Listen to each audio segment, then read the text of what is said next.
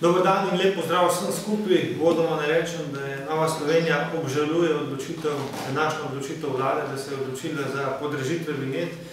Mi ocenjujemo, da se je zadeve lotila z napačne strani in da bi lahko iste finančne učinke in finančno vzdržnost Darsa zagotovila tudi na drugačen, bolj ustrezen način. In sicer naše temeljno stališče je, da naj za avtocesto v največji meri plačujejo tisti, ki jo tudi najbolj uničujejo. To pa je tuj tovorni promet. Ko je bila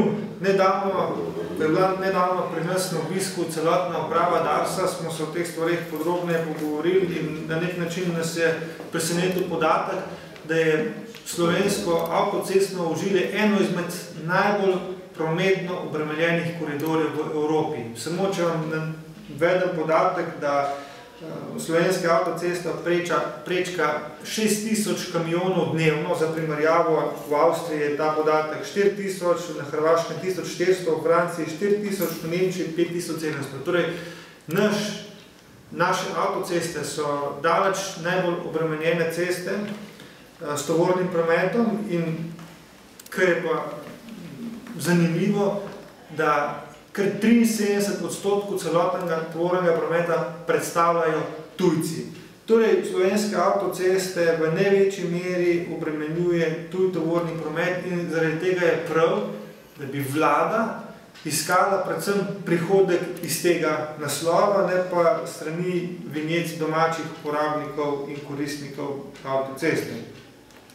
Zdaj, vprašanje me boste neverjetneje, kako narediti sistem takšen, da bodo tujci, ki danes preko Slovenije potujejo z najbolj iztrošenimi in umazanimi tovornjaki, da bi plačevali več.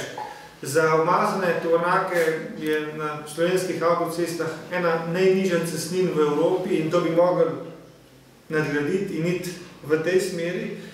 Seveda pa Evropska unija jasno določa, da ne smejo biti različne cestnine med domačimi tovornjakarji in tujimi. Ampak ta zadeva, da bi potegnili več denarja od tujega tovornega prometa, bi se dalo elegantno rešiti na naslednji način, da bi sicer cestnino za tovorni promet povišali, ampak na drugi strani dali več subvencij domačim prevoznikom v smislu subvencij za nakup novih in čistejših tovornih vozil, subvencije za nakup goriva in še kaj bi se lahko našli. Torej, po naši oceni je cestninjenje tovornega prometa še vedno neučinkovito oziroma ni usmerjeno v tisto smer, da bi največ denarja potegnili od tujcev, torej od tistih, ki najbolj uničujejo tudi slovenske avtoceste. Druga napaka, ki mislim, da je tudi storila vlada, je, da je to podražitev vinjet, če se je že zadnje odločila, temperala na obdobje po dopustniškem valu. Mi smo prepričani, če je vlada to planirala, bi mogla to zadevo storiti pred počitnicami in na takšen način iztisniti kakšen evro več od tujcev. Nenazadnje vsi slovenski državljani so vinjete več ali manj kupili v začetku leta in tisti, ki so Slovenijo uporabljali zgolj za tranzitno pot, bi, če bi vinjete povečali pred dopusti, v Sloveniji pustili kakšen evro več. Opozoril bi tudi na eno stvar, ki se nam zdi neustrezna in je z finančnega vidika relativno minorna in nepomembna, gre pa za povišanje vinjete, letne vinjete za motoriste.